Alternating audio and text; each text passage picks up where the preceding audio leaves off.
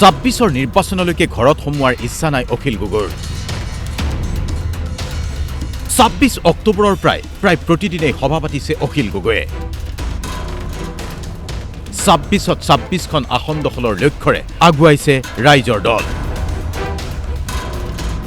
নামনি আৰু উজনি অসমৰ পিছত অখিলৰ টাৰ্গেট এইবাৰ উত্তৰ অসম।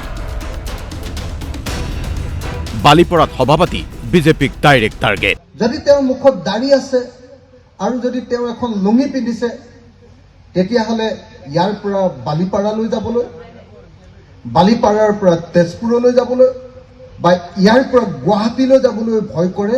ৰাস্তাত কিজানি আমি কাৰোবাৰ হাতত মাৰ খাব লাগিব নেকি? কোনো পধ্যে কোনো চৰকাৰে এনেকুৱা পৰিস্থিতিৰ সৃষ্টি কৰিব নোৱাৰে।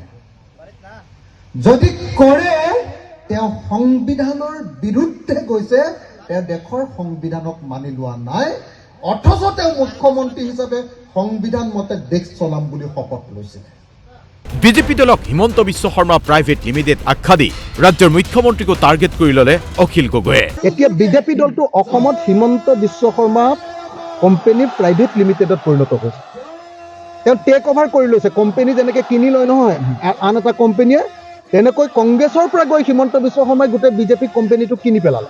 ৰাজ্যিক বিজেপিৰ নতুন সভাপতিক লৈ কটাক্ষ অখিলৰ।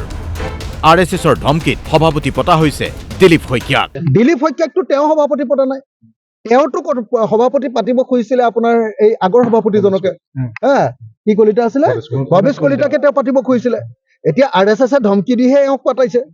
বালিপাৰাত ৰাইজৰ দলৰ উদ্যোগত বিশাল জনসম্পৰ্কৰক্ষী সভা আৰু যোগদান সমাৰোহ পাতি অখিল গগৈয়ে বিৰোধী ঐক্যৰ একতাৰ কথাও ক'লে। ২৬ত বিৰোধীয়ে ঐক্যবদ্ধ হ'লে বিজেপিৰ নিস্তাৰ নাই। কংগ্ৰেছে অকলশৰীয়া যুদ্ধত অৱতীৰ্ণ হ'লে হৰাটো পৰম্পৰা। মিত্ৰতাৰ বাবে কংগ্ৰেছক উদ্দেশ্যি আৰু এবাৰ এষাৰ অখিল গগৈৰ। মই ভাবো যে হিমন্ত বিশ্ব শৰ্মাৰ মুখত এনেকুৱা গণতন্ত্ৰৰ কথা কৈ বেলেগ দলক কাট মাৰিবৰ কাৰণে, ৰাহুল গান্ধী সোনিয়া গান্ধীক কাট মাৰিবৰ কাৰণে, গালি পাৰিবৰ কাৰণে এনেকুৱা বক্তব্য শোভা নাপায়। হিমন্ত বিশ্ব শৰ্মা এজন ফেচিবাদী নেতা, তেওঁ এজন সাম্প্ৰদায়িক নেতা। তেওঁ কেতিয়াও গণতন্ত্ৰত বিশ্বাস নকৰে।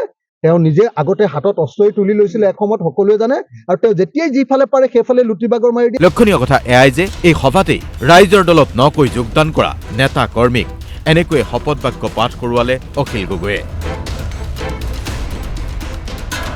বালিপৰাৰ পৰা ঋতুপৰ্ণ চক্ৰৱৰ্তী ৰিপৰ্ট DY 365।